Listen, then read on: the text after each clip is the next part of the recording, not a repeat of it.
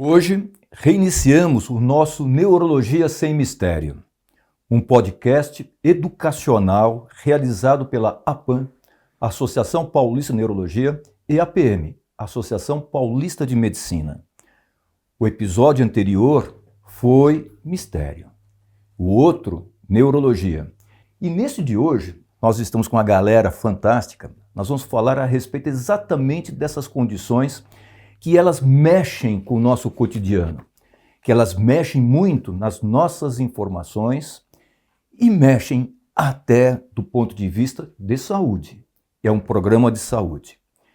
Falando-se nisto, tem um poema muito lindo, maravilhoso, de Mário Quintana, Os Degraus. Vocês conhecem? Mário Quintana, sim. E Os Degraus, de Mário Quintana? Tropecei em alguns. Tropeçou mesmo. Não desças os degraus do sonho para não despertar os monstros. Não subas aos sótãos onde os deuses, por trás das suas máscaras, ocultam o próprio enigma. Não desças, não subas, fica. O mistério é na tua vida. E é em um sonho louco este nosso mundo. Mais interessante ainda, este mundo curioso que nós habitamos é mais maravilhoso do que conveniente, mais bonito do que útil, mais para ser admirado e apreciado do que usado. Mas para que ele possa ser brilhantemente utilizado de uma forma digna e honrada, precisamos ter atenção, precisamos ter compromisso e especialmente com a verdade. Agora, o que é atenção? O que é compromisso? O que é verdade? E onde que estão essas situações? Dizem os indivíduos que isto é um mistério. O que é mistério? Mistério vem do grego mysterion. Se formos dissecar a palavra, temos de mystes, que é pessoa iniciada aos segredos. Ou seja, pessoas que fechavam os olhos e a boca para ver, para escutar, para sentir, e aquilo que é revelado, que é a verdade, fique em sigilo, que fique em segredo.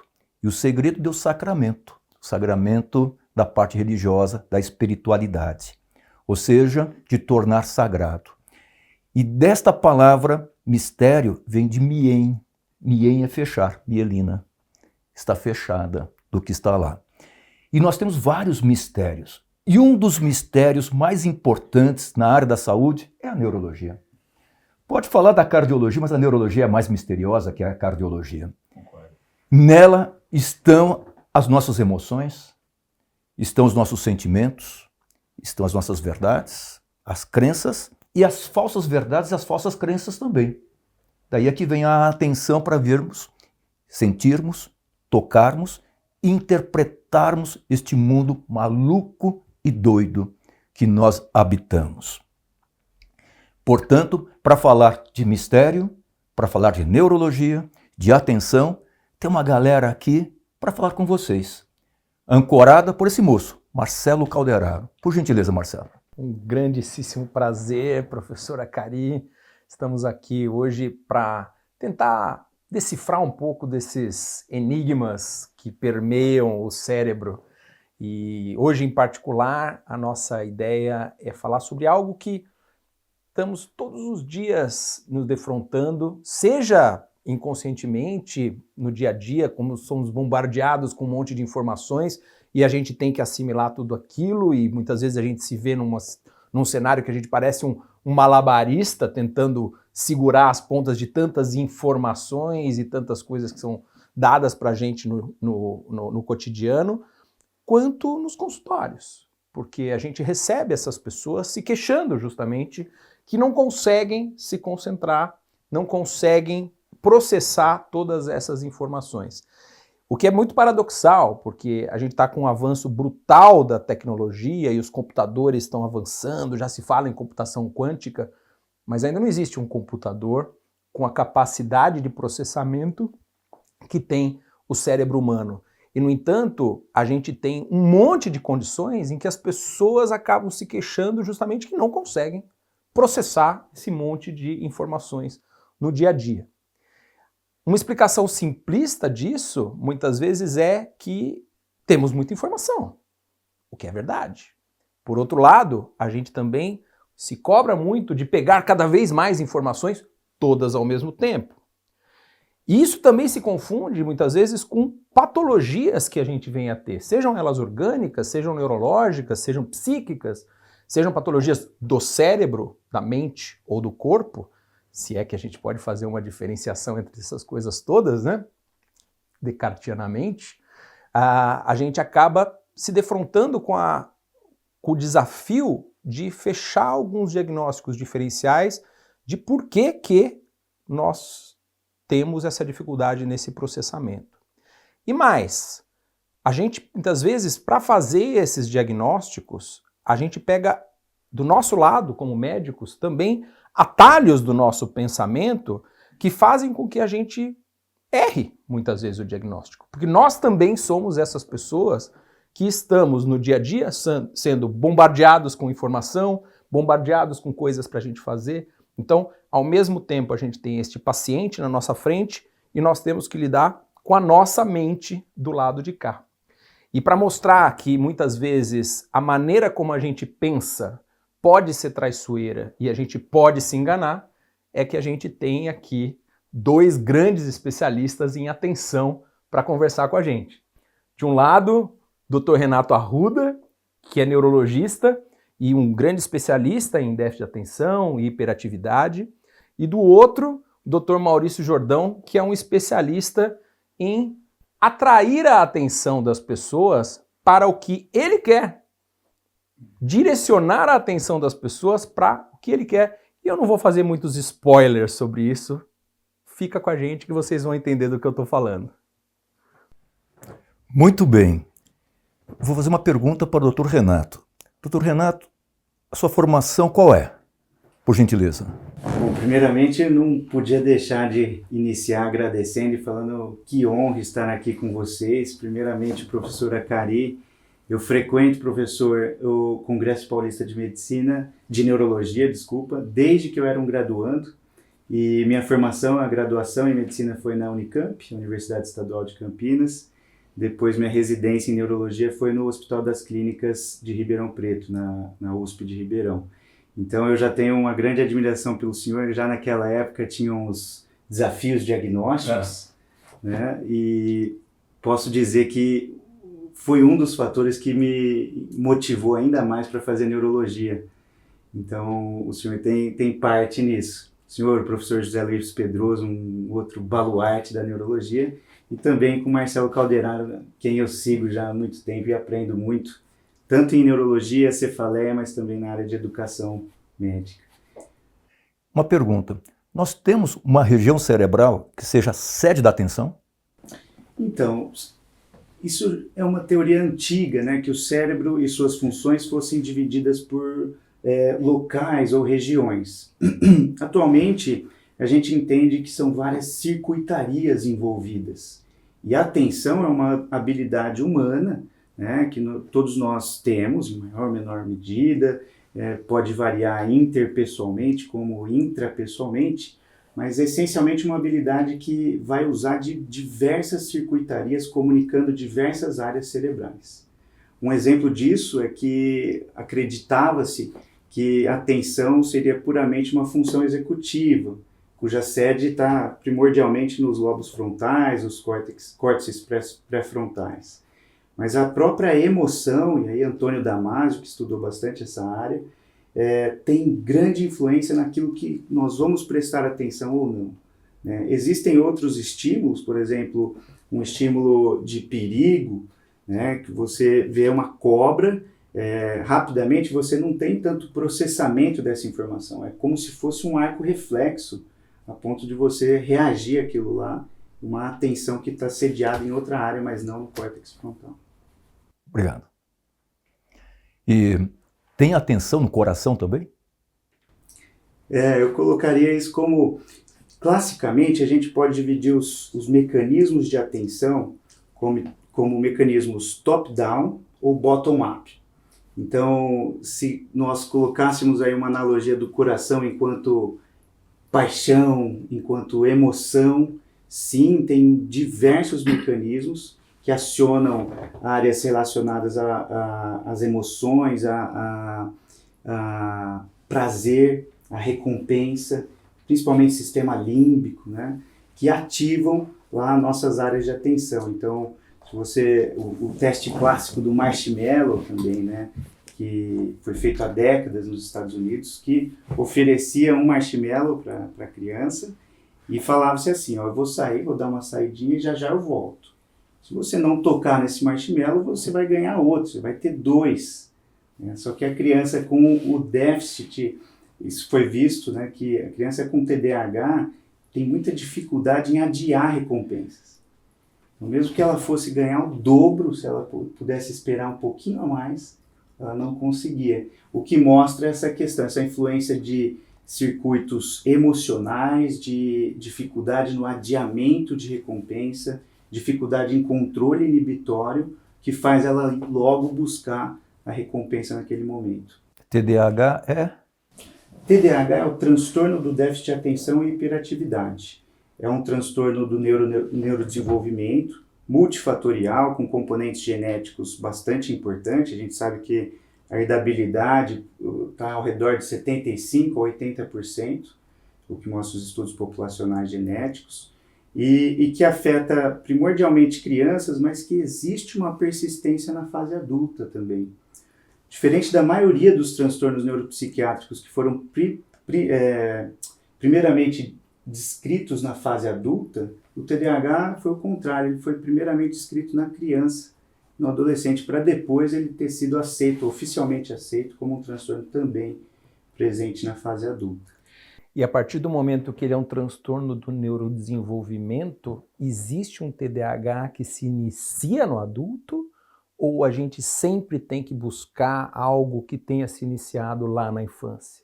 Essa é uma excelente questão. Hoje, o que é aceito e o principal manual diagnóstico que nós seguimos na área de transtornos do neurodesenvolvimento é a DSM, né, na sua 5ª edição, que foi publicada em 2013. E um dos 5 critérios é que esses sintomas que causam impacto, que ocorram em diferentes contextos de vida da pessoa, que esses sintomas tenham se iniciado antes dos 12 anos. Mas veja só, inclusive grupos brasileiros, né, não poderia deixar de mencionar o professor Luiz Augusto Rode, da Federal do Rio Grande do Sul, que é um expoente mundial na área de TDAH. Então, estudos longitudinais já há alguns anos têm questionado a validade desse critério. Não só o Rode, mas como a Margaret Sibley, nos Estados Unidos. Então, estudos longitudinais mostrando que pode haver, ainda é uma polêmica, mas pode haver um subgrupo de TDAHs com início tardio, ou seja, que os sintomas se iniciaram depois desses 12 anos, que se iniciaram na fase mais tardia. Para o aprendizado, é muito importante a atenção. E para decorar, muito importante a atenção. As pessoas com TDAH têm dificuldade em decorar? Sim, pode haver isso. Por mais que não exista um perfil neuropsicológico típico do TDAH, e esse é um dos problemas que a gente tem, porque muitas vezes solicita-se a avaliação neuropsicológica como se houvesse um perfil de déficits cognitivos que fosse típico do TDAH. Mas ainda não há. Ou seja, é um transtorno muito heterogêneo, ele é muito dimensional, poderia até dizer espectral, como a gente usa no caso do autismo, né? Então, no TDAH não existe esse perfil que seja típico. Porém, nós sabemos que o Barkley usava um exemplo, professor, da mesa do carpinteiro. Então, no TDAH, a mesa do carpinteiro é uma mesa menor, ou seja, ele tem menos memória RAM, ele tem menos espaço para manter ativas as atividades. Aí que a gente vai entrar num território bastante interessante, que é a sobrecarga de informações. A infoxicação, como o Calderaro me ensinou há pouco, né, esse termo que eu achei bem legal. Então, pode haver uma dificuldade de decorar, mas que o primeiro vagão da memória é o vagão da atenção. Então, se eu não tiver atenção, vai ser muito difícil criar memória. né? A atenção e os tipos de inputs, usando vias e aferências, né? Quais estímulos, sentidos que estão sendo usados para criar a memória. Por que eu estou perguntando isto? Porque aí vem decoração. Tanto que em inglês, by heart.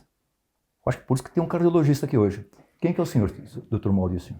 Bom, André, primeiramente obrigado por estar aqui junto com o Renato e com o Marcelo. Bom, eu sou cardiologista de formação, me formei em Marília, na FAMEMA, aí vim para São Paulo, fiz clínica, cardio, reabilitação, tomo ressonância cardíaca, fiz meu doutorado no INCOR e, paralelo a isso, eu tive sempre outras atividades. Uma delas, eu sempre gostei de gestão, fui caminhando para isso, já tem... Desde 22 que eu parei o consultório, só me dedico à gestão hospitalar, hoje eu sou diretor médico do 9 de julho. E até mesmo antes da medicina eu carrego um hobby que mudou até meu conceito de hobby. Para mim, hobby é aquilo que você se dedica ao nível profissional, mas não ganha dinheiro com isso. E eu faço mágicas. Por isso que o Marcelo me provocou para essa conversa, eu tentei juntar as duas conversas aqui, e se me permite, vou pular aqui, né, nesse assunto, porque dentro do processo de tomada de decisão, é o que o Marcelo comentou, a gente usa as heurísticas, os atalhos. E é ótimo, funciona, nos faz economizar tempo e energia e geralmente acerta. É o bom e velho sistema 1 popularizado por Daniel Kahneman, um psicólogo que ganhou um prêmio Nobel de Economia. Eu acho isso tão sensacional que mostra como a emoção está nas tomadas de decisão. E quando envolve o dinheiro, é muita emoção. Paralelo, então o sistema 1 automático, rápido, intuitivo. O que é curioso aqui? O sistema 1 não pode ser desligado. Paralelo a ele, tem o sistema 2. Ele é deliberativo. Você o aciona. Ele consegue ver cenários, entender probabilidades.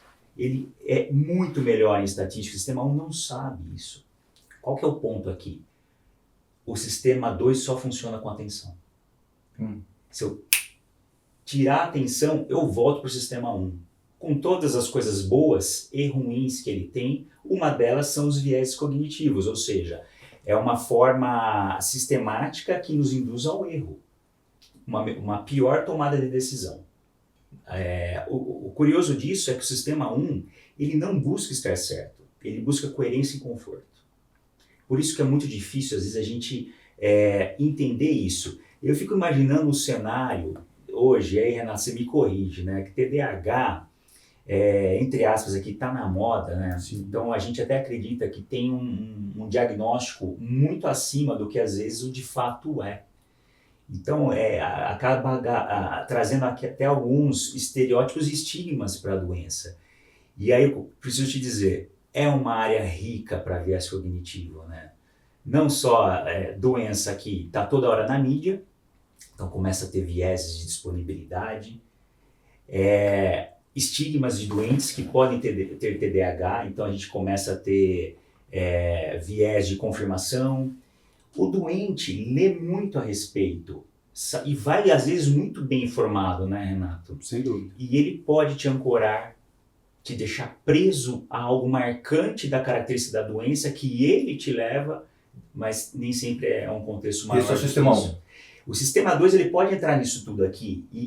Nessa fase dele. Nessa primeira fase, o diagnóstico rápido, a gente vê do sistema 1. É o sistema 1. É o sistema 1. Você é levado e você fica no sistema 1. Exato, Renato. E aí, o que eu acho que é ingrato falar sobre viés cognitivo, porque soa como uma certa elucubração teórica. E de fato, eu lembro que em 2013, eu e o Marcelo, a gente trabalhava juntos no pronto-socorro e a gente já falava sobre isso. E eu fiz um treinamento de viés cognitivo para o pronto-socorro e eles não ficaram convencidos. E foi aí que eu vi que a gente pode usar a mágica para mostrar que de fato pode acontecer. Inclusive, se vocês quiserem, posso mostrar algo aqui para vocês, pode ser? Por favor. Mas me diga qual é o seu time primeiro. Corinthians. Essa é a hora que você sai da... Esse ponto é um ponto muito interessante, porque junta um pouco o porquê que temos um mágico, um cardiologista, 3 neurologistas, um especialista em atenção. Quando a gente se deu conta de que a gente podia usar um recurso até mesmo emocional para que as pessoas conseguissem prestar atenção no fato de que elas descartavam que o viés cognitivo acontecia na vida delas. Essa história é muito interessante. Maurício fazia estatísticas de erros. Leia-se por erros, não coisas erradas deliberadamente, mas sim algo que desalinhou com o objetivo final que você estabeleceu para um determinado processo. Se o meu objetivo era fazer um diagnóstico, eu não fiz o diagnóstico. Se o meu objetivo era curar o paciente, eu não curei o paciente. Não necessariamente um erro no sentido de fiz algo deliberadamente criminoso, não é isso. Erro no sentido de processos das assistências médicas. E ele mostrava o erro numa perspectiva muito, eu diria, moderna e correta, de que, olha, ninguém sai de casa querendo errar. Eu não vou para o plantão falando, hoje eu vou fazer alguma coisa errada. No entanto, quando você olha as estatísticas, nós estamos falando de uma das principais causas de mortalidade dentro de hospitais americanos. Você ter erros nos processos médicos. Tem um clássico livro, O Errar é Humano, To Err is Human, que fala exatamente sobre isso. Mesmo com protocolos. Esses são uma das maneiras de você desenviesar, mas sim, mesmo com protocolos.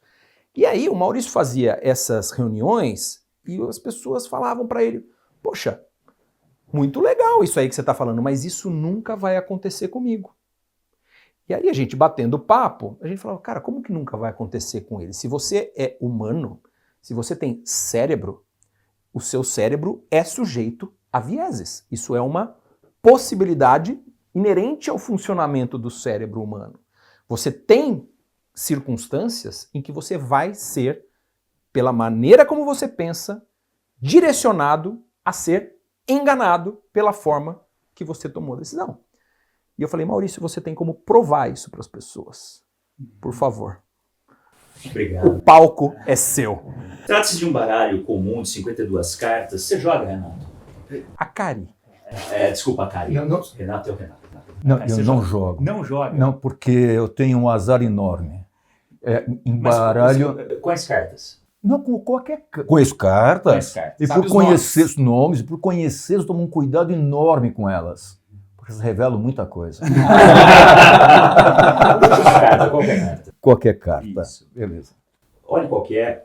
Mostra pro Renato, o verdadeiro Renato, e pro Marcelo. Muito bom. Quer mostrar para a câmera? Quer mostrar para a câmera? Ok? Muito bem. Vamos lá. A hora que você quiser, você fala para. Para. Aqui? Uhum. Pode devolver sua carta.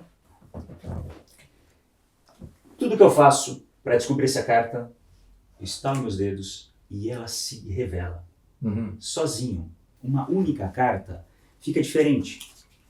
Uma única carta muda de cor. A Cari, pela primeira vez, qual foi sua carta? Foi uma mulher perigosa. Uma mulher, dama de paus. Vai poder entrar? Bom, não vamos trazer experiências aqui para a conversa. Mas o que isso tem a ver com viés até agora? Não tem agora nada. Você pode estar falando assim, Maurício, você teve sorte. De fato eu tive. 1,52, né? 2%. De fato eu tive. Eu vou abusar da sorte. Eu vou fazer de novo. Agora, rapidamente, Renato, a hora que você quiser, fala para. Para. Uhum. Agora sim. Não, já tudo foi, bem. já é. Tudo bem. Eu estalo os dedos e uma única carta diferente. E quando a gente parte de uma crença do que é algo... Vocês estão vendo alguma carta azul aqui? Não. Uma única carta Está azul. Sim. Esse é o viés de confirmação. Uhum. Porque vocês acreditavam que aqui era a dama do Acari. A dama de paus. É dama de Acari. Perfeito. Então percebe como é forte isso. E essa mágica funciona muito bem justamente por isso. Que eu quebro essa crença. E eu tenho essa surpresa. Uhum. E no viés de confirmação, só para a gente trazer para um contexto aqui da assistência, o paciente ele é rotulado. Eu vou dar um exemplo meu da cardiologia. É o paciente que sempre procura o pronto-socorro com uma dor no peito e sempre feito um diagnóstico de transtorno de ansiedade. Ele vai 1, 2, 3 vezes, a triagem já rotula. Está aí o paciente ansioso. O médico já levanta buscando, ele já parte com essa crença, e de novo esse paciente aqui com transtorno de ansiedade, ele já busca os elementos que vão confirmar esse diagnóstico e rejeita o que falar contra. E dor torácica pode ser várias outras coisas. E aí é um ponto, Renato, que eu queria tentar entender qual é a sua opinião sobre os testes de revista para diagnósticos de TDAH. Porque é um pouco disso, né? No momento em que você pensa, assim, poxa, eu não estou indo bem na escola, ou meu filho não está indo bem na escola, e eu quero tentar descobrir o que aconteceu, eu vou lá, olho no Google, ou olho numa revista, e eu tenho lá descubra se você tem TDAH, e você faz alguns testes desses muito simples, você eventualmente pode chegar já com um rótulo. Como é que funciona isso na prática? Superdiagnóstico, subdiagnóstico, diagnósticos equivocados? Então nós vivemos as duas realidades. Mas eu diria, primeiramente, que quando a gente está tratando de uma condição que envolve uma habilidade que é universal, a atenção. É diferente se eu vou avaliar uma lesão cutânea, que nem todas as pessoas têm. Já a atenção é uma habilidade universal e que já foi provada que ela tem uma distribuição paramétrica, uma distribuição normal na população. Agora, como outras questões, né, por exemplo, a pressão arterial, tá bom, existe uma distribuição, mas a partir de certo ponto, né, bicaudal inclusive, mas a partir de certo ponto, aquilo lá está trazendo prejuízo, está trazendo impacto para aquelas pessoas, para sistemas, para metabolismos, né, levando a um funcionamento disfuncional, vamos colocar. Então, acho que uma primeira fonte de problemas no diagnóstico, e aí muito mais para superdiagnóstico, é de que a gente está falando de queixas que todos nós invariavelmente temos. Quem aqui nunca foi um pouco impulsivo de ter falado alguma coisa e logo se arrepender? Quem aqui nunca foi desatento de ter esquecido algo, algum compromisso ou perder algum objeto? Todos nós, né? O problema do TDAH é que trata-se mesmo de um transtorno da atenção. Então isso remete aos critérios que são imprescindíveis, né? Os critérios devem funcionar como bússola para a gente.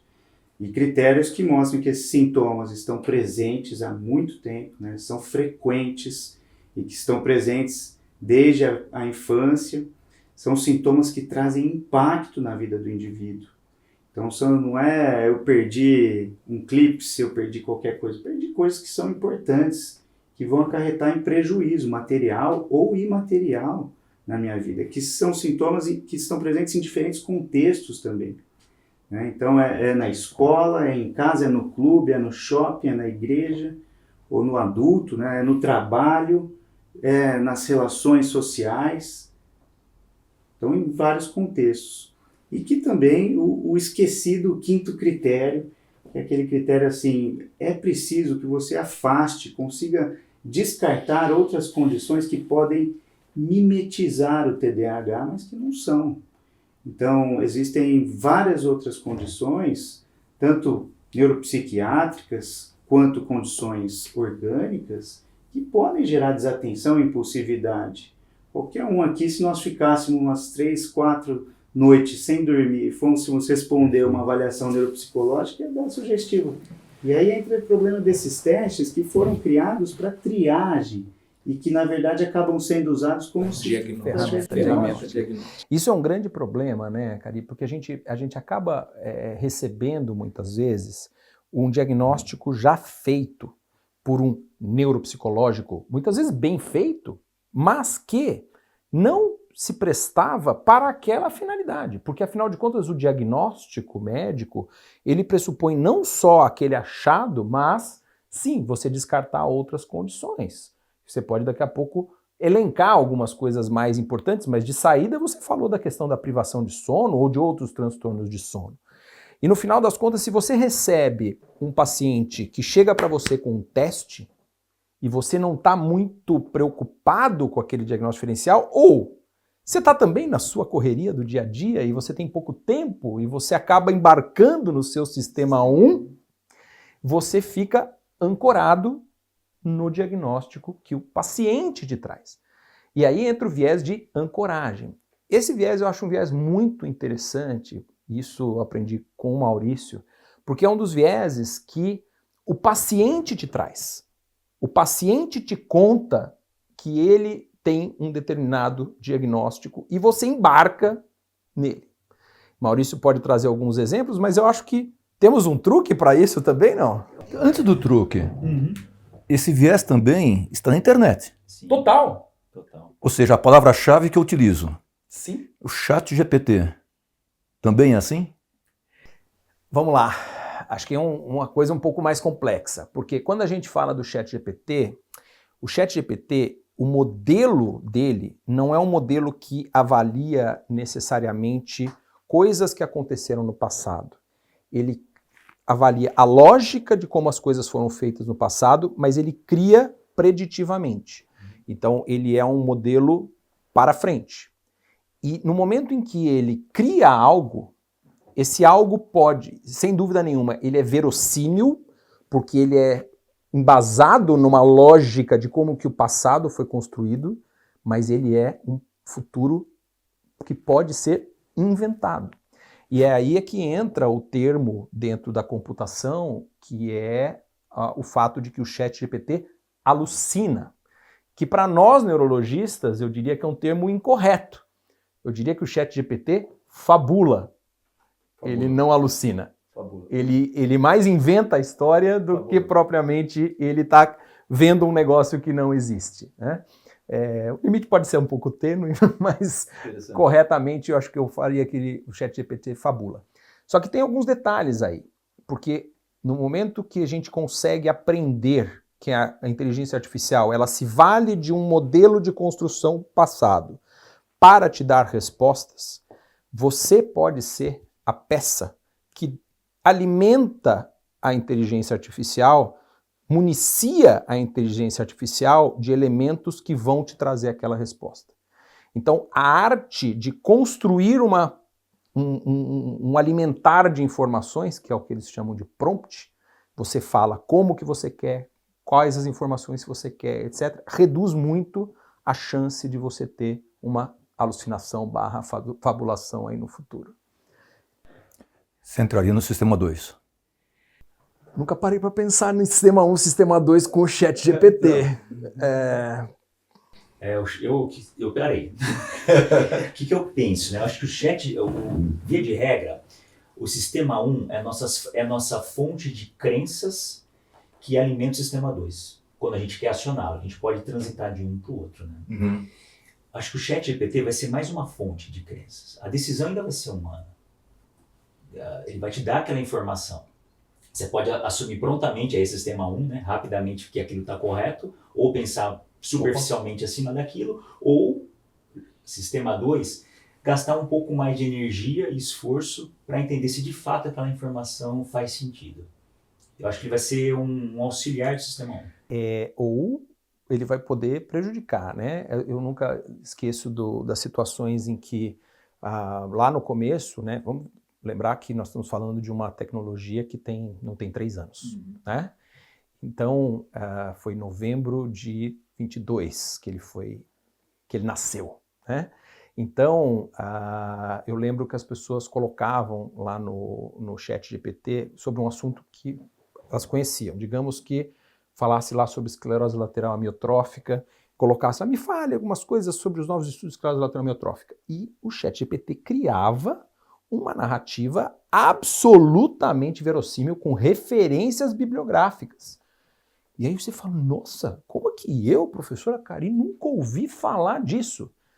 Clico na referência e a referência também foi inventada. E ele conseguiu enganar muita gente que não sabia que a lógica de resposta que o ChatGPT dava não era uma lógica com compromisso com a verdade, mas sim com a verossimilhança. Perfeito. E a verossimilhança baseada em modelos de linguagem. Exatamente, modelos humanos de linguagem, né? Que é um viés. Passa a ser. É um enorme Pode viés. ser um viés. Pode ser um viés. Enorme viés. Pode ser um viés. Vai entrar ali dentro de um, né? Perfeito. Dentro dessa história. Cabe um episódio sobre isso. Cabe. Mas assim, eu dou um exemplo de ancoragem, sempre repito esse exemplo porque ele é real. Mulher, 60 anos, no pronto-socorro. Chega com um desconforto, uma pirose, uma queimação na boca do estômago e conta com ênfase e emoção do casamento que ela foi, do sobrinho dela na noite anterior e como ela bebeu, como ela comeu. Mas nesse contexto, uma mulher de 60 anos poderia, sistema 1, parar por aí, um síndrome dispéptico, dar um sintomático. Só que se a gente for jogar no contexto maior, que é diabética, hipertensa, dislipidêmica, tabagista, faz um eletro. Acho que ainda está lá entre as hipóteses diagnósticas, né, assim, dispéptico, mas faz um eletro. E tem uma história curiosa na mágica, que tem todos que ouviram falar, acho que já de Houdini, né? Opa! Ele era um grande escapista no início do século passado, e ele fez uma provocação para os mágicos da época, que se ele visse um truque 3 vezes, ele descobriria como era feito. E teve um mágico canadense que se mudou para os Estados Unidos, o Dai Vernon, que se tornou uma grande referência para quem estuda mágica, que comprou esse desafio. E ele fez essa mágica que ficou conhecida como o truque que enganou o Houdini. E que o final dele é muito bom, porque envolve um elemento de ancoragem, mas eu preciso mostrar. Vamos mostrar. Marcelo, uma carta, qualquer carta. Cadê aquela pretinha? Mesma coisa, mostre para todos, eu não vou olhar, eu já vi essa mágica. Muito bem. Tá aqui. Câmera também foi. Não, ele não mostrou para a câmera. Por favor. O que é importante? Não esqueçam que carta é. Vejam que ela não tem marca nenhuma. Eu não vou adivinhar qual carta é. A mágica aqui é a seguinte. De novo, dama de pau. Pois é. Tem alguém fixado. Não, esse baralho aí, eu vou dama de pau. Tá enviesado. Então, o pior é que é muito ruim, porque eu coloco aqui no meio, eu não sei como, eu não sei porquê, sempre que eu estalo meus dedos, a dama volta. Eu vou deixar vocês examinarem o baralho, porque só tem uma dama de paus, tá? Estamos alinhados aqui, ó, bem 52 devagar, cartas. bem devagar. Eu não sei como, eu não sei porquê, eu estalo meus dedos e ela volta para cima. Eu sei o que você está fazendo, eu sei que você deve estar pensando, é muito rápido, então, ó, bem devagar, assim, no meio, aqui assim, no meio do meio, se eu não estalo, tá até engraçado, se eu não estalo nada acontece, mas sempre que eu estalo os dedos, a carta sobe. E agora vem a ancoragem. A ancoragem é o seguinte, é uma característica marcante da carta, ok? Acho que dá Essa é a ancoragem, perfeito. Ok, acho que dá para pegar. É a situação côncava dela. Eu coloco no meio, não tem como, eu estalo meus dedos. Ela sobe.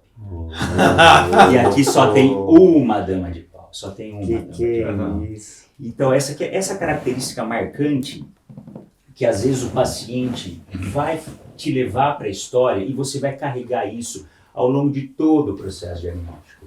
Cabe lembrar, né, que o processo diagnóstico são coletar informações da anamnese, da história familiar, pessoal e do exame físico, que vai formular um pensamento mínimo com os exames complementares. Então, a gente tem uma forma de pensar que deveria nos livrar quanto a isso. O problema são os atalhos. De novo, funcionam. São úteis. Ninguém consegue tocar um plantão em sistema 2. Você fica exausto, consome muito ATP, muita energia e tempo também.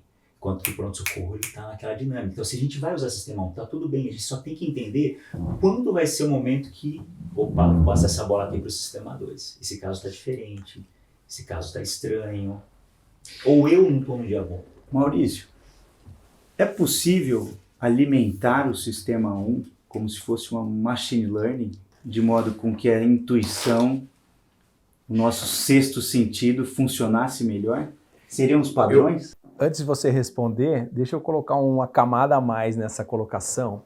Quando eu comecei a ler sobre inteligência artificial na medicina, uma das coisas que eu pensei foi exatamente essa. Eu falei, poxa, o computador, ele não vai ter esse problema. Porque ele não vai pegar esses atalhos. Porque ele, a princípio, não precisa economizar a nossa energia, o nosso ATP. Ele vai ter o gasto energético dele e ele pode levar em consideração todas as variáveis para a tomada de decisão de uma forma desenviesada. E isso carrega, sim, uma certa verdade até a página 2. Porque o problema do machine learning e da inteligência artificial é que ela é treinada com modelos humanos. Então ela acaba muitas vezes importando vieses cognitivos do humano para a tomada de decisão da máquina. Já existem trabalhos mostrando, por exemplo, algumas coisas até mais sérias do que vieses cognitivos, como racismo, por exemplo, né, em tomada de decisão.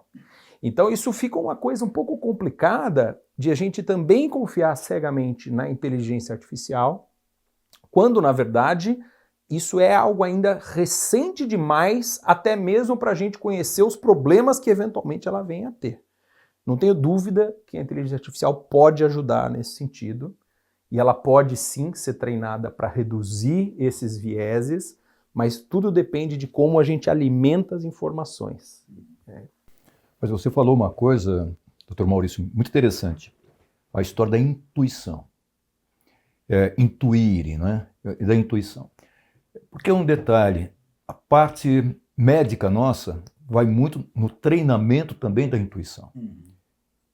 Mas para treinar a intuição são anos de formação, são anos de trabalho, de repetição de processos existentes. E eu tive uma oportunidade, que para mim foi um divisor de águas em minha vida, foi em 1982, século passado. Eu era R1, clínica médica. Paulo Rossi, Itália. Itália, 3-2, me lembro muito bem. Me lembro muito bem dessa história. E coincidiu, foi logo depois.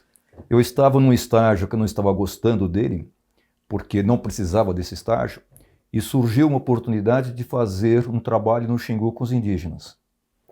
E eu imaginava que eu lá no Xingu, eu iria catequizar os indígenas na parte médica. Lá eles me entendiam o português, e eu não sabia tupi, eu não sabia guarani, não sabia me localizar. Norte, sul, leste, oeste, durante o dia, tudo bem, mas à noite, a mínima ideia para onde que eu estava indo, nada. Já fazia alguns meses que eu me encontrava lá, fiquei muito amigo de um indivíduo que tornou-se chefe. Ele me disse o seguinte: doutor, tenho pena do senhor. O senhor não consegue ver, eu não consigo ver o peixe na água.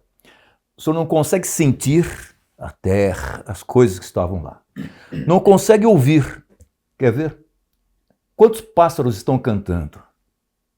Se eu conseguisse identificar 2, era muito. Ele começava a imitá-los. Não consegue imitar. Por exemplo, ele era um poliglota, porque ele tinha que se comunicar com outros indígenas que não são dialetos, são línguas distintas.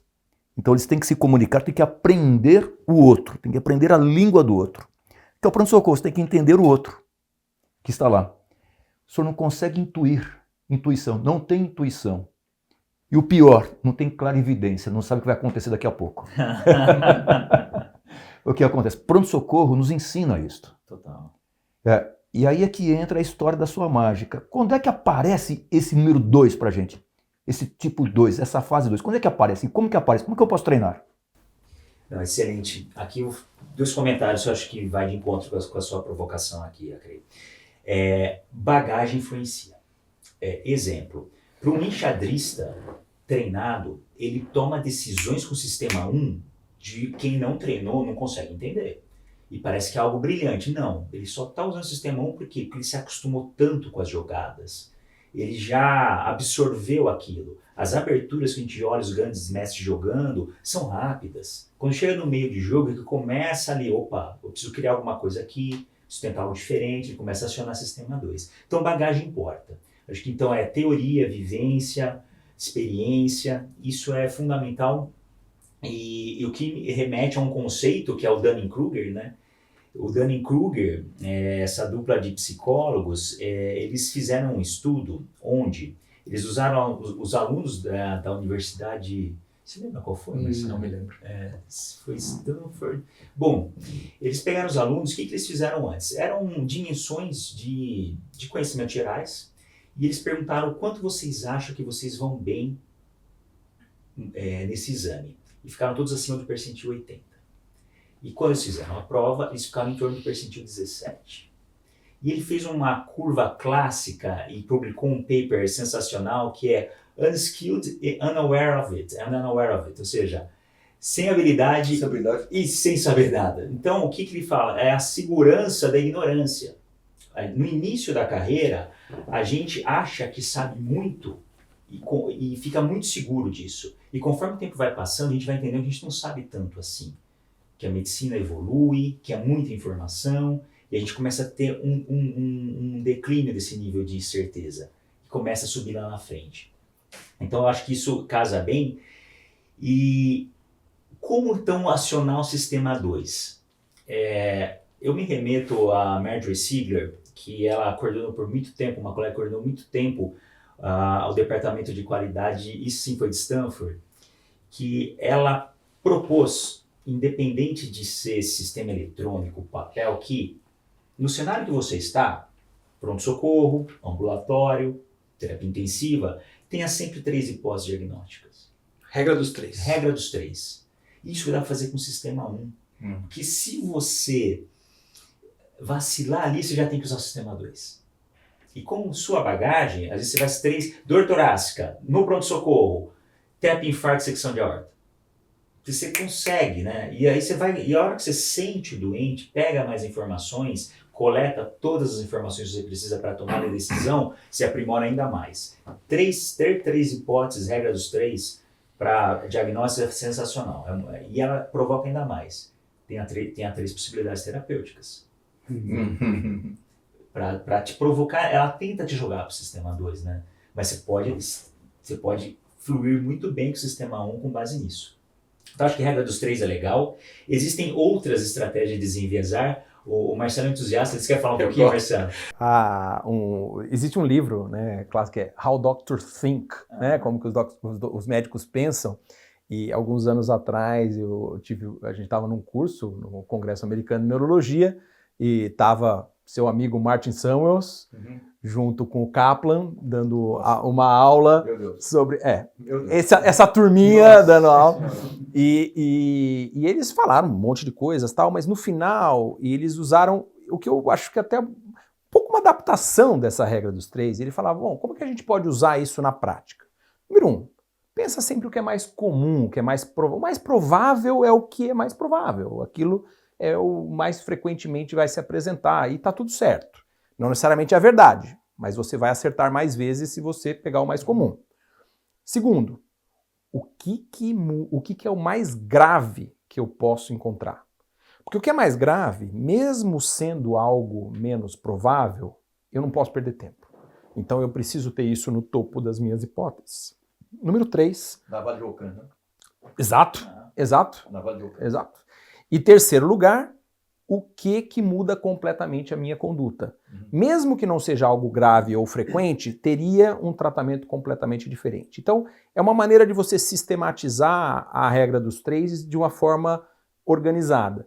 E aí eles terminavam brincando. Eu falei, nós estamos em Harvard, então nós temos uma quarta forma que é o que é mais legal para a gente fazer uma publicação no New England Journal of Internal Medicine.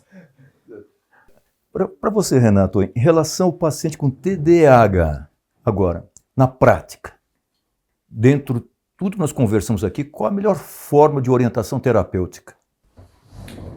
Acho que continua valendo, professor. Um bom diagnóstico é meio caminho andado, até mais, para o melhor estabelecimento do tratamento.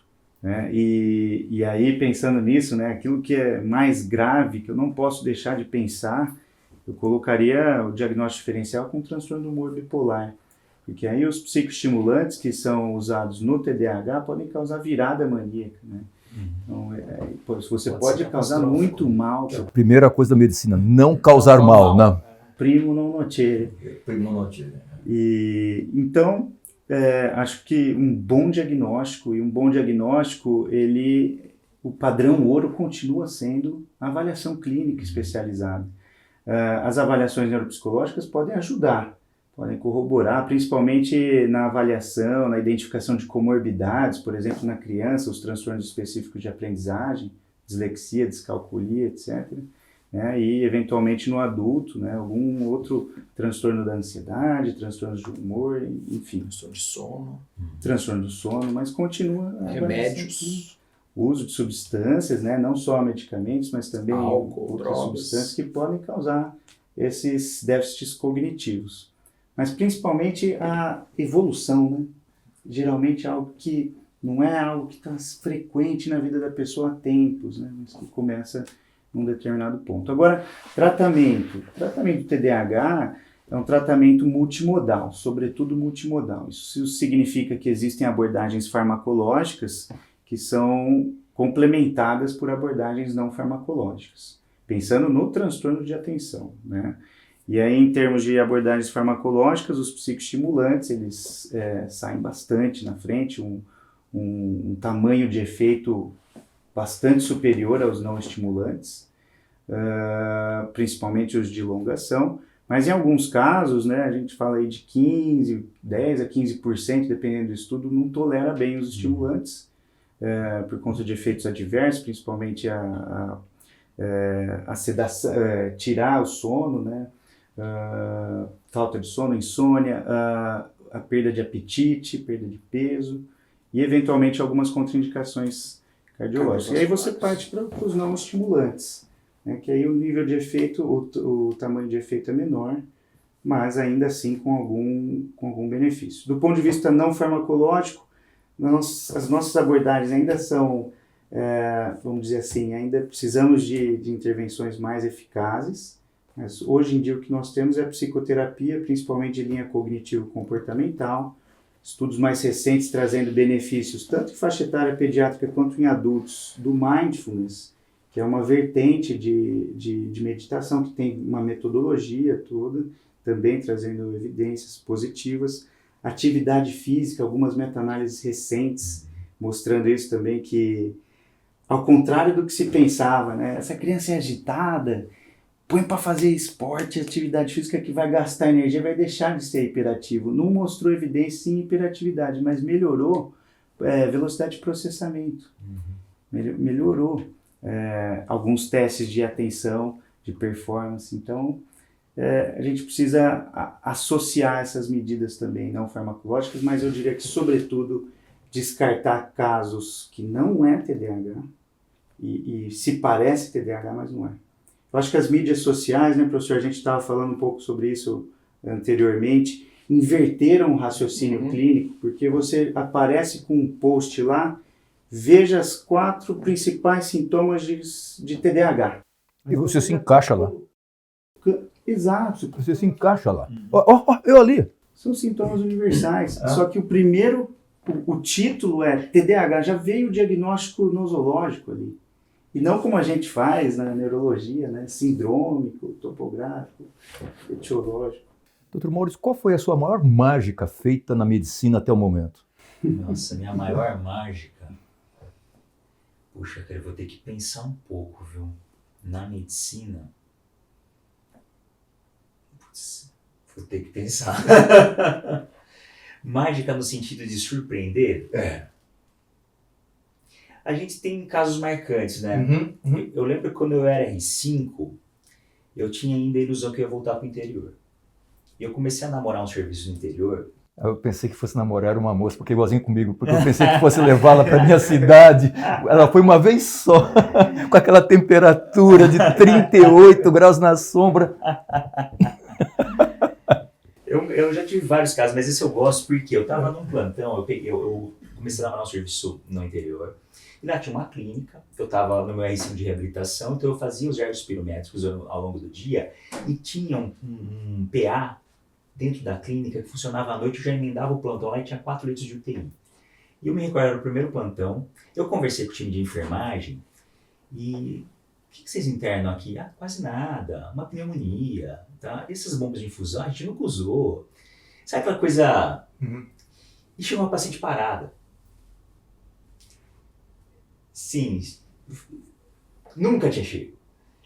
E foi muito legal porque eu reanimei a doente, ela voltou. A CLS ali muito bom. acesso central, tinha um ventilador, era 4 leitos de UTI, ventilação mecânica, tal, sedação. Eu sei que eu tornei aquele plantão um inferno. Porque nunca ninguém tinha ido no plantão de verdade. Para trabalhar assim, a noite foi ininterrupta. E foi muito legal, porque eu ia estar no domingo lá. Eu fazia sexta-noite e o domingo quando eu ia. Passei o plantão, uma paciente super estável, para desmamar a sedação, entender o que aconteceu, a gente ia ter que encaminhar a paciente para o diagnóstico, minha possibilidade que eu passei como TEP. Confirmou-se TEP. O que é TEP? É tromboembolismo pulmonar. Tá, obrigado. E eu voltei no domingo, eu estubei a doente. Ela agradeceu. E depois ela mandou teve alta. Esse foi marcante para mim pelo cenário, pelo contexto. A gente aqui em São Paulo, a gente atende esses casos, todo plantão, gente. Uhum. Mas ali teve aquela coisa do ser especial, sabe? De você estar no lugar certo, na hora certa. Fez diferença. E fazer a diferença. E isso é impagável, né? E a sua maior mágica, Calderaro? A maior mágica foi ter trazido essas personalidades aqui. Eu gosto muito e essa hora vale a gente lembrar de quem foram os nossos mestres, né? Eu tive a felicidade de conviver muito com excepcionais neurologistas e eu sempre lembro de uma frase assim, do quanto que a gente aprende com casos isolados. Veja que a gente tem uma ideia hoje em dia na medicina de grandes casuísticas, de grandes séries de casos, estudos duplos cegos, controlados, estatísticas, etc, etc, etc. Mas eu acho que o ponto que eu mais os momentos que mais me fizeram diferença como médico foram casos isolados, que até são relativamente raros, potencialmente, mas que trouxeram alguns ensinamentos, né? Por conta a gente estava falando da importância da emoção, para depois a gente lembrar, né? Uma brincadeira que eu sempre faço é: o que você comeu na quinta-feira passada? Mas aonde você estava quando caíram as Torres Gêmeas? Uhum. Todo mundo lembra, né? Porque aquilo é algo marcante. O Paulo Rossi, em 1982. Eu estava no Milho Ribas naquele dia. A gente sabe, a emoção, ela te traz algo muito relevante para o seu aprendizado depois. E isso passa a ser sedimentado, muitas vezes, no seu sistema 1, porque você passa para o bem ou para o mal. Pode ser um viés também. Mas o interessante é esse caso especificamente, que eu vou lembrar, foi um caso que eu estava no plantão uma vez, e eu estava de neurologista, o colega chegou para mim e falou: olha, dá uma olhada nessa paciente aí, porque ela é muito ansiosa, mas ela fala que ela está com uma dor no rosto, de um lado só, não sei se é uma enxaqueca, tá muito esquisito, porque ela tá muito tensa e ela fala que tudo aperta e ela tá sentindo uma palpitação e um mal-estar, e o pai dela tá internado e ela também desce pro pronto-socorro todo dia com essa dor. Número 1. Sistema 1. Sistema 1. Sistema 1. Sistema 1, ele tá ansiosa e é uma enxaqueca, que é o mais comum, viés de apresentação e até, de certa forma, de confirmação, porque ele já botou um rótulo nela. Né? Aí eu atendi a paciente, exame clínico normal, neurológico normal, eu falei: olha, vamos usar o sistema 2, falei para ela, vamos usar o nosso sistema 2. Dor aqui, que vai e volta, pode ser um monte de coisa. Pode ser dor no olho, pode ser dor de dente, pode ser dor na ATM, pode até ser dor do coração irradiada para a cabeça. Meu Deus. Quando eu acabei de falar isso, ela fala: ai, doutor, tá vindo a dor de novo, tá vindo de novo, tá vindo de novo. E ela caiu desmaiada. Aí eu falei: gente, ela realmente era uma ansiedade, né? Porque afinal de contas ela caiu desmaiada. Depois que eu dei uma notícia dessas, levantei calmamente, fui até o outro lado da mesa, pus a mão na carótida. Cadê o pulso? Pulso. Cadê o pulso? Cadê o pulso? Leva para a sala de emergência. E ela tinha um negócio que a gente chama de cefalgia cardíaca. Ela estava com uma dor torácica irradiada, sem a dor do peito. E isso é um Por negócio... isso, então, neurologista e cardiologista? Exato! É o caso de viés. Exato. E assim, agora, é um plantão em que eu não tinha sobrecarga de informação, estava um plantão relativamente tranquilo, era um plantão em que eu me dei ao trabalho de parar para acionar o meu sistema 2. E assim, se eu pego uma situação em que eu estou com um overload de informações e eu resolvo embarcar no meu sistema 1, provavelmente essa moça estava morta hoje. Né? Vamos perder a oportunidade de perguntar Pro doutor qual é a Acari. sua maior mágica na medicina, Na verdade, professor. Eu preciso... Você tem mais 3 horas de podcast para ele contar todas as Pode mandar mágicas? a gente embora, mas eu não ia perder essa oportunidade, não. Não é a minha maior mágica, né? Mas é a mágica que o paciente fez comigo, por sinal. Porque tanto que as aulas que eu dou a respeito de fraqueza muscular, eu utilizo um caso clínico, que é o caso que me marcou e é a pessoa que me ensinou, em relação a essa história do sistema 1 e sistema 2 também. Um paciente da fraqueza da segunda-feira. Ele só tinha fraqueza de segunda-feira. Ele aparece na primeira consulta comigo, à tarde, no pronto-socorro do Hospital São Paulo, segunda-feira, às 5 da tarde. Meu plantão era domingo à noite, segunda-feira de dia, eu saía às 6 da tarde. 5 da tarde ele vai lá, com fraqueza da segunda-feira. Um indivíduo completamente normal. Nada. O que ele comeu no domingo? Vai pedir atestado. Não me pediu atestado. Dei-lhe uma receita de vitamina, ele pegou a receita, amassou-a, jogou-a no lixo e falou, mais um médico que não sabe o que eu tenho. Vai embora. A vantagem para um socorro é o próximo. O próximo, você esquece. Eu estava num domingo, de novo, e no período da manhã. Troquei o plantão. E esse indivíduo aparece. Só que domingo. Aí toca-se aquela campainha da emergência. Então, aí eu vou à sala de emergência, porque os chefes de plantão vão para a sala de emergência. Estava um indivíduo sendo atendido. Qual é a história? É um tetraplégico. Tetraplégico, pensei em alguma coisa de coluna cervical. E esse indivíduo olhou para mim assim, esse médico não sabe nada. Eu estava chegando. Eu não tinha reconhecido. Mas ele me reconheceu. E ele estava tetraplégico realmente, lá. Aí o pessoal já colocando sorinho amarelo lá, que nós tínhamos na época, né?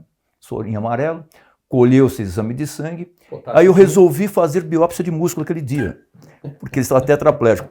Colhemos uma biópsia de músculo dele, aí veio já na lâmina que foi cortada, nós estávamos, por uma sorte, fazendo um trabalho científico na oportunidade, e a colega que estava fazendo assim, olha, tem vacúolo aqui na biópsia.